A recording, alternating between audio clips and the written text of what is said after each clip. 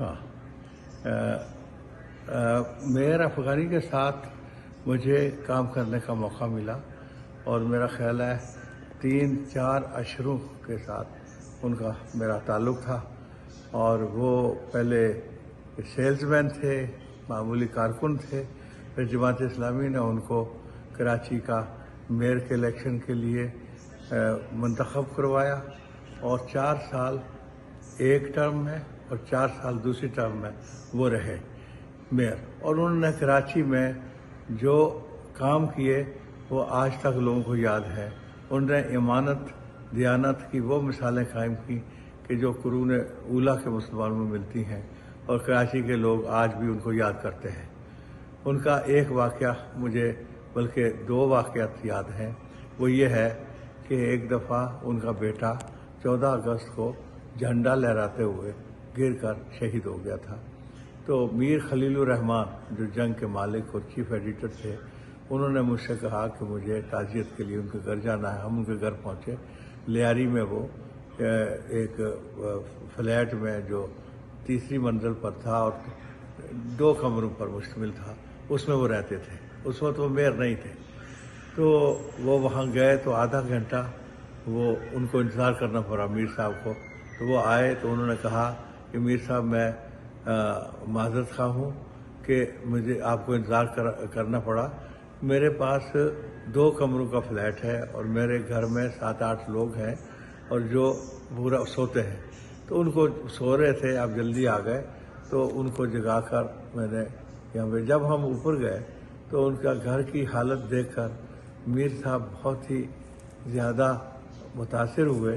اور ان کی آنکھوں سے میں نے دیکھا کہ آنسو آ گئے کہ بھائی اس دور میں ایسا آدمی کہاں ملتا ہے کہ جو کراچی میں جس نے حکومت کی ہو اور اس کے ہاتھوں سے 6 سے 10 ارب روپے، اس زمانے میں بجٹ اتنا ہی ہوتا تھا، گزرا ہو، اور اس نے، اور جب اس کی میئرشپ ختم زبردستی کرائی گئی اور لاٹھی چارج ہوا، تو وہ رکشے میں وہ وہاں سے بیٹھ کر وہ اپنے گھر چلا گیا، اور اس کے بعد اس نے ایسی مثال قائم کی کہ آج تک لوگ یاد کرتے ہیں کہ دیانت کی، ایمانداری کی۔ دوسرا واقعہ یہ ہے کہ ان کے ایک کونسلر تھے جو ان کے حزب اختلاف میں تھے، اور وہ انچولی سے تھے، اور وہ ظہور اللہ یا ظہور کوئی نام تھا، ظہور احمد۔ تو وہ ایک دن میرے دوست کے ساتھ بیٹھے تھے، میں بھی وہاں تھا، تو میرا تعارف میرے دوست نے کرایا کہ یہ کونسلر ہے اور یہ اپوزیشن میں ہے افغانی صاحب کی میئرشپ کے خلاف کراچی میونسپل کارپوریشن میں۔ تو میں نے ان سے سیدھا سوال کیا کہ آپ اپوزیشن میں تو ہوں گے، لیکن ایز اے انسان اور ایسے میئر آپ نے افغانی صاحب کو کیسا پایا؟ تو انہوں نے کہا کہ بھائی میں نے تو اس قدر ان کا اپوزیشن میں ہوں کہ میں کبھی بھی ان کی حمایت یہاں نہیں کر سکتا، لیکن ایز اے انسان، ایز اے دیانتدار آدمی کے، ایماندار آدمی کے میں نے اپنی زندگی میں نہیں دیکھا، اور قیامت کے دن اگر مجھے گواہی دینی پڑی تو میں اللہ میاں کے سامنے بھی یہ شہادت دوں گا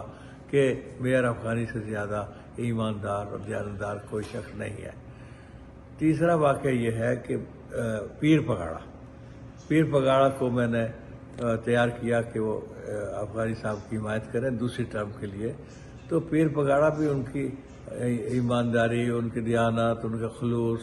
سے اتنے متاثر تھے کہ انہوں نے بھی بالآخر ان کے حق میں فیصلہ کیا، اور ان کے جو ووٹ تھے مسلم لیگ کے وہ بھی دلوائے، اور جو ان کے اتحادی تھے دوسرے ان کے ووٹ بھی دلوائے، تو میئر ان کے ووٹوں سے وہ دوسری ٹرم میں پھر وہ کامیاب ہوئے۔ تو آج کل